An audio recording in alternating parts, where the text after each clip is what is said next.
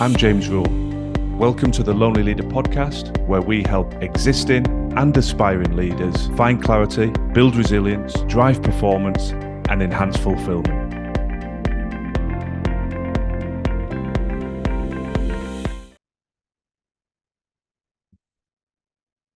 Mastering the art of communication.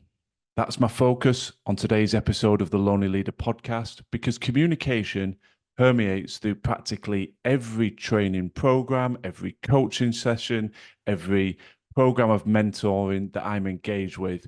I find that I will eventually end up talking and working around the subject of communication.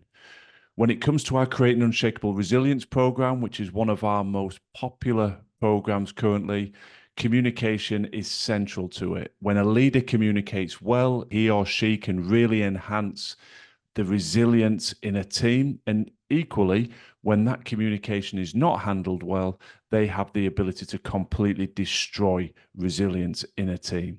Then when I'm coming back to things like our Leadership Accelerator program and our one-to-one executive coaching, leaders will always discuss the fact they want to maximize their impact.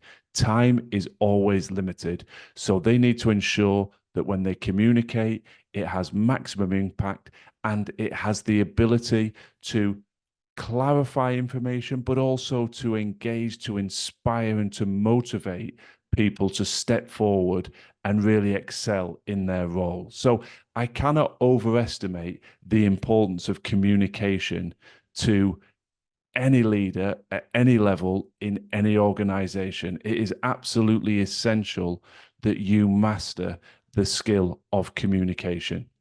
So when I reflect on that, it's a very wide-ranging topic, and the question is often, well, where do you start? So in today's episode, I'm going to break things down into 6 simple steps that I believe each and every one of us has the ability to implement, and as a consequence, enhance their ability and their impact as a leader. Tip 1, active listening. Now, you've heard me say before, we're all born with 2 ears and 1 mouth. I've been down this road. There's no judgment from me, but most leaders at some point have really struggled with this, because you're hardwired to think, right, there's a problem, let me jump in, let me offer solutions, let me direct, let me give strategy, and send my colleagues on their way, pumped up full of information. Well, actually, it's so important to listen for a whole raft of reasons.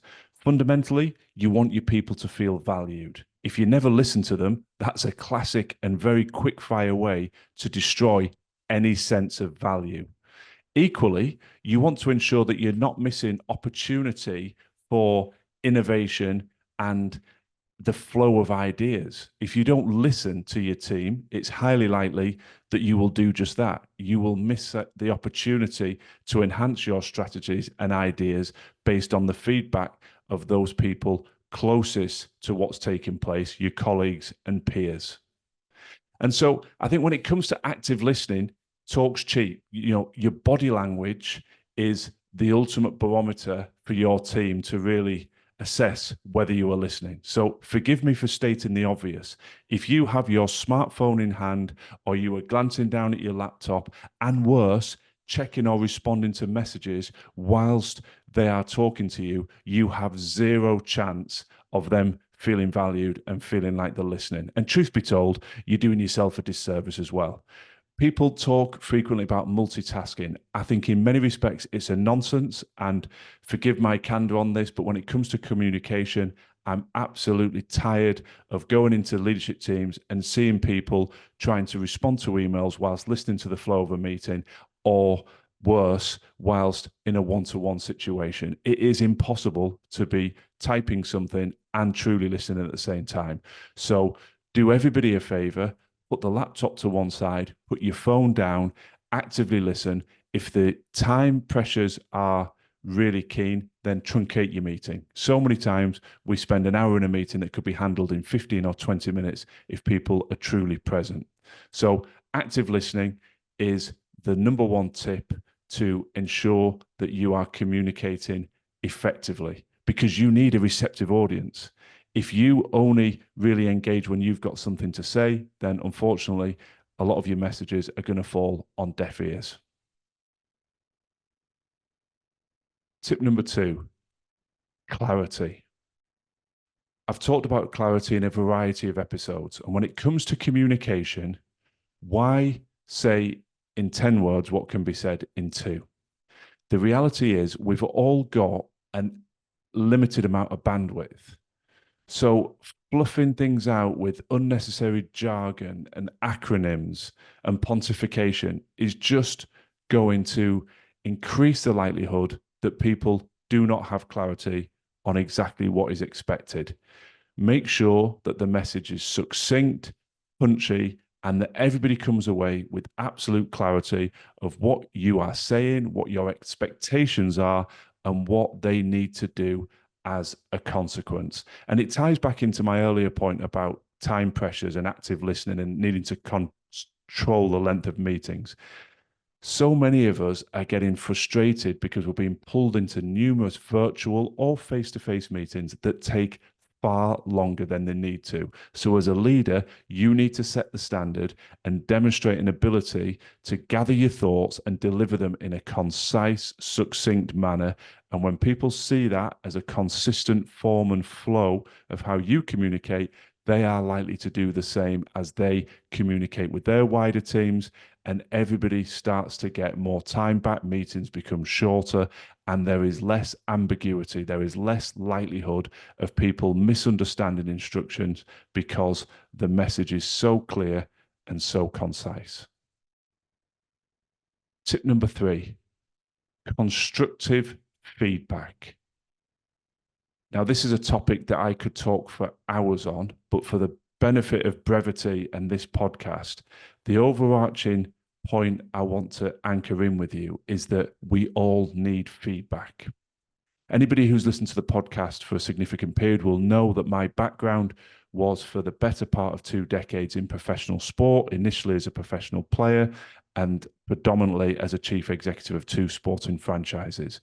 What I saw day in, day out, both from the player's perspective when I was a player and also from the administrator's perspective, is that sporting teams, irrespective of sector, discipline, men or women, are very, very good at communication. And that is for a multitude of reasons, but one is that it is a little and often model. They do not hide behind the ridiculously antiquated situation of 6-month or worse, 12-monthly appraisals. They are giving and taking feedback on an almost daily basis.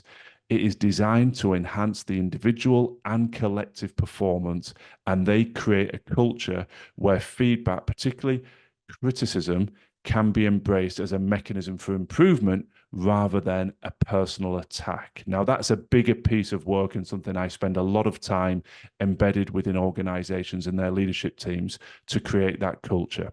But suffice to say, you as a leader need to ensure you are connected to your team and that you have a mechanism for giving positive and negative feedback on a regular basis, but framed in a way, going back to point number 2, that it is very clear and that the individual has absolute clarity on what they can learn from previous mistakes and what is expected moving forward.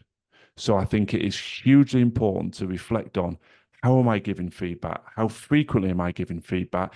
And am I confident that when I give feedback, that it is constructive? I'm not just beating people over the head and critiquing them. I'm giving them some constructive ideas and solutions to allow them to move forward, to learn from the situation, and ideally, when it comes to mistakes, to prevent those same mistakes occurring again in the future. Tip number 4, adaptability.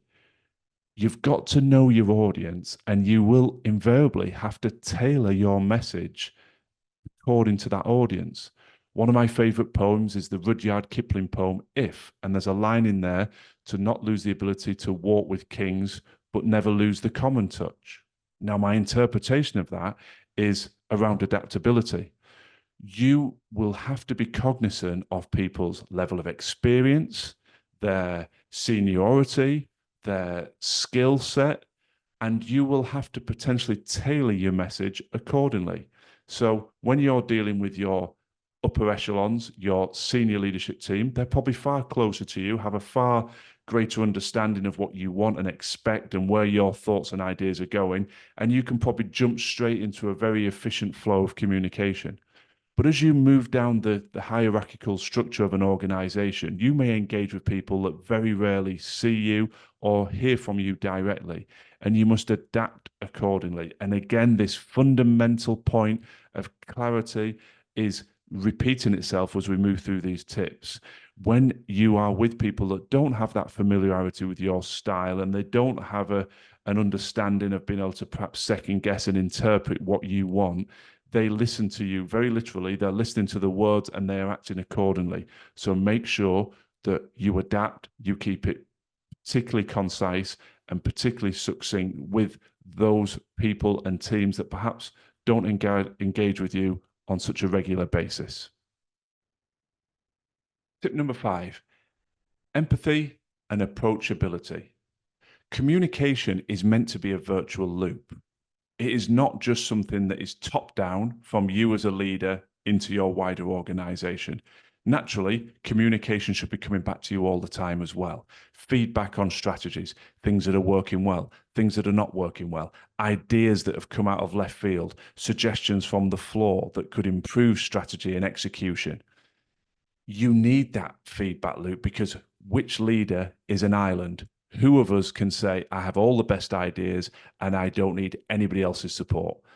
Unless you're some sort of psychopathic leader, I think every one of us would say, me, of course I need support. So how do you ensure that that communication loop is flowing freely? Well, you need to demonstrate that you are approachable and that you are empathetic. If your people fear you, resent you, or don't respect you based on your previous words and actions and how you've communicated in the past, you are stifling that feedback loop. They are less likely to come and support you. On the flip side, when you're active listening that we've talked about earlier and your words and actions have communicated consistently with them that they feel a high level of value from you, then they are increasingly likely to want to support you and the achievement of your aims and the organization's aims. And they're going to be highly motivated to be feeding back with ideas, good and bad feedback on what's working and not working. But it starts with you as the leader. You must be empathetic. You must be tuned in to your people. And particularly when you're going through adversity and times of change. I said in the previous point about the need for adaptability. You've got to almost be able to take the emotional temperature of your team. When people are highly stressed, frazzled, exhausted, you need to soften your approach a little bit to be aware of what they're going through and let them know you can feel and be aware of what they're going through. I suppose going back to my sporting analogies, the best coaches and managers that I've worked with, they are very tuned in to their approach and their style. The classic halftime team talk. There's a time to be soft, to be comforting, to put an arm around people's shoulder. And occasionally there's a time for a bit more of an aggressive team talk. And you can't do the same thing every time because people just tune out. It loses its impact. But you need to read your people. So I think that is hugely important. Too many leaders, in my experience, don't give enough thought to building the relationships and the rapport and demonstrating the empathy with their people, and then wonder why some of their messages and their communication doesn't seem to engage, land in the way that they want, inspire or motivate their people. Well, invariably, it's because there's a disconnect. They don't feel an empathy with their leader. They don't feel their leader understands them, and therefore they pull back. They close off a little bit. Tip number 6, preparation. I remember as a very young man reading a book called Bravo 20. It was an insight into an SES operation, and it was written by a gentleman called Andy McNabb. And he had a phrase which has become very familiar, but it really struck me at that point, and that was failure to prepare is preparing to fail. And so preparation for me applies to all aspects of leadership, particularly communication. It's very tempting to just play everything off the cuff. And sometimes there's a need for that. That spontaneous communication can be very heartfelt and very authentic. However, most of us, if we truly want to achieve that objective of clarity And conciseness, when we communicate, it does require a degree of planning.